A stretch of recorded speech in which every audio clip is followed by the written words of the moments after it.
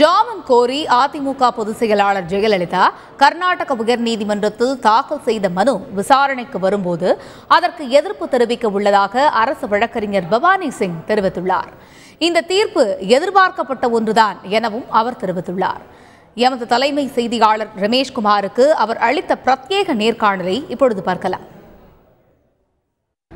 ஜெயலலிதாவுக்கு எதிரான சொத்து குவிப்பு வழக்கில் கடந்த 2013ஆம் ஆண்டு பிப்ரவரி மாதம் முதல் அரசு தரப்பில் ஆஜராகி வாதாடி வருபவர் Bhavani Singh.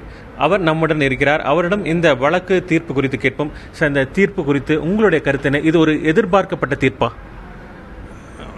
According to me, it is expected judgment because we had conducted the case. We know what is the material against the accused, and the evidence was very strong. I think that's why we thought that it is conviction case.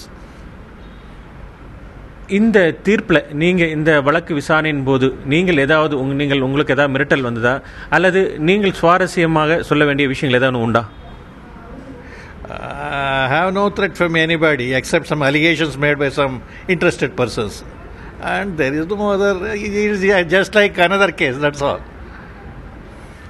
இந்த வழக்கில் தனி நீதிபதி குன்ஹா 100 கோடி ரூபாய் அபராதம் விதித்துள்ளார். எப்படி, how can he arrive that 100 crore fine?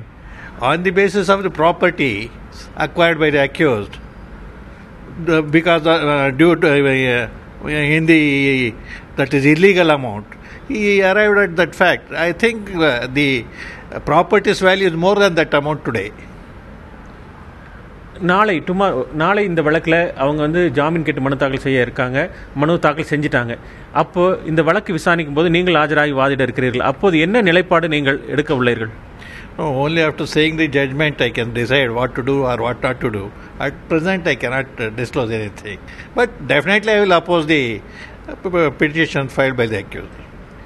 பொதுவாக இது போன்ற வழக்கில் ஒரு 100 கோடி ரூபாய் அபராதம் என்பது எந்த ஒரு சொத்து குவிப்பிலும் விதிக்கப்படாத தொகை என்பது தெரியும். குறிப்பாக மூத்த வழக்கறிஞர் ராம் ஜெத்மலானி கூட இதை எதிர்த்திருக்கிறார். இது பற்றி உங்களோட கருத்து என்ன? No, the judge arrived at this fact only on the properties acquired by the accused. I think as per today's market value, the value is much more than 100 crores, including the jewels and diamonds of the A1. That's why he has done perfect thing.